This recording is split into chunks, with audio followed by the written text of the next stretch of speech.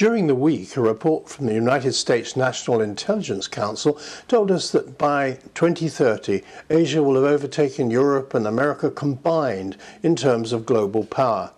Not much new in that. After all, that's been in currency for some time. But Asia is a big continent with many competing and conflicting cultures, strategies, policies, and economies. And a lot can happen between now and 2030.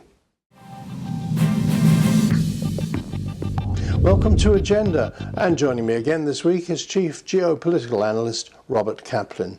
Robert, that report, Global Trends 2030, told us what we already know, that it's an Asian century, but it didn't tell us how all the moving parts of this great engine were going to work together, or even if they will work together. That's exactly right. The 2030 National Intelligence Council report blandly predicts that by 2030, China's economy is going to be the leading economy in the world. Well, between now and 2030, a lot can happen. China could collapse. It could go through severe socioeconomic political strains. Japan could become much more nationalistic. I think that we have too long been taking Asia's stability for granted. For too many decades, we've seen Asia as a strictly Bloomberg, Fortune, Forbes magazine story. It's where all the business journalists go and all the military guys go to cover the Middle East. I don't believe that for an instance. I can see signs of a lot increased instability throughout Asia, and we can take this apart piece by piece. Stability, of course, can't be taken for granted.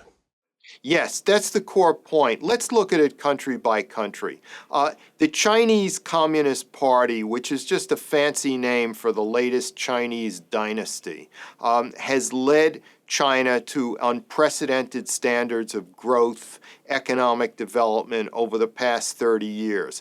But it's brought it to a point where a whole new round of comprehensive reforms are going to be needed, just at a time that in Europe and the United States, there's less and less purchasing power for Chinese exports, which means that it's unclear that this Chinese dynasty is able to deliver those second round or third round of comprehensive reforms and to maintain the same level of power as they did before.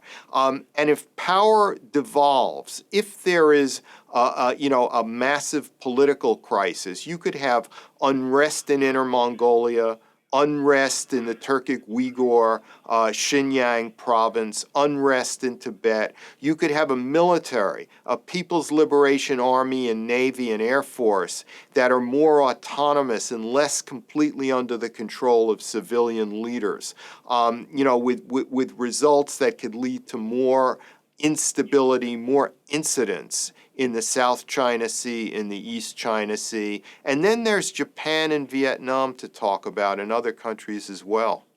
Let's go to Japan. Elections this weekend that will probably see the Liberal Democratic Party back and the return of Shinzo Abe, but also some signs of rising nationalism. Yes, what we're seeing is frankly the normalization of Japan. For many decades, since the close of World War II, Japan operated as a defeated, rebuilt society for most of those decades under the leadership of the Liberal Democratic Party, which was neither liberal nor democratic nor a party. In other words, it was essentially a mild autocracy, bureaucratic autocracy that had the trappings of democracy. And one of the tenets of this system, which persists until recently, is that Japan is only allowed a self-defense force, that the military is somewhat looked down upon, that Japan does not, because of its fascist past, cannot assume a normal attitude towards a military. That is quickly changing. The Japanese Maritime Self-Defense Force now may have 4 times as many major warships in operation as the British Royal Navy. Japan has niche capacities in special operations forces and in diesel-electric submarines. Increasingly, as a quasi-pacifism disappears from Japan, Japan is moving more towards a normal attitude towards military use and is reacquiring nationalism. So as the Chinese military becomes more autonomous and more truculent, Japanese nationalism is returning. Not the fascist style as before, but a normal nationalism. And when you put these trends together, what you see is increased tension, military tension, between China and Japan, and then there is North Korea to consider. North Korea is a very hermetic, totalitarian regime that in this age of instant communications and open societies cannot have a bright future, I do not believe.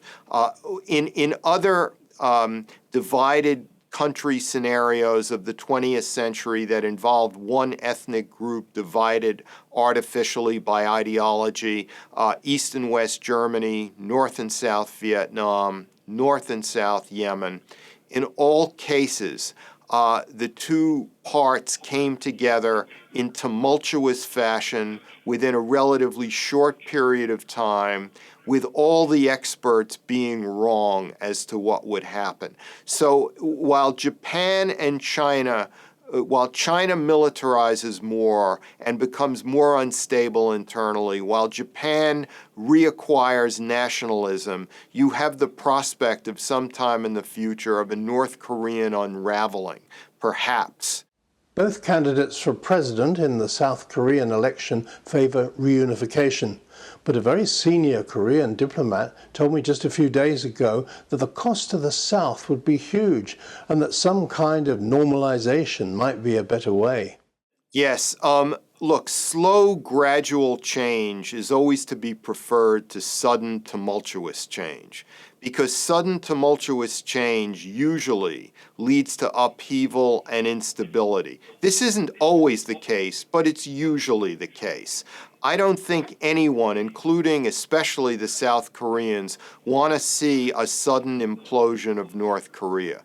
They would like to see like a slow, Gorbachevian transition period, perhaps of 5 or 10 years or so, because North Korea is just so much poorer than South Korea. The difference in living standards and the economies between the two Koreas is much greater than the difference in living standards between the two Germanys during the Cold War.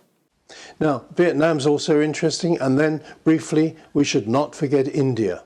Yes, let me talk a bit also about Vietnam. Vietnam, after, again, like China, several decades of impressive growth, is now experiencing kind of a brick wall. They can't go any further until there are major economic reforms. So we may get a certain amount of tumult in Vietnam.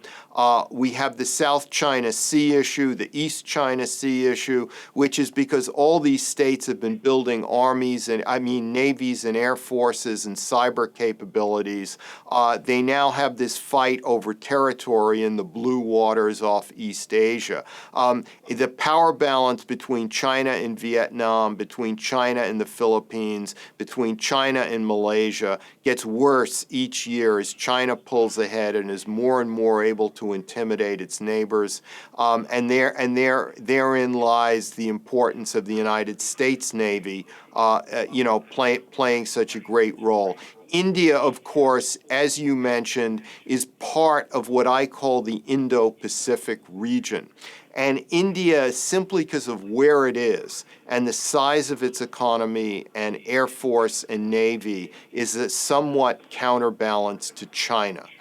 And India, interestingly, has been aligning more and more with Vietnam against China in South China Sea issues.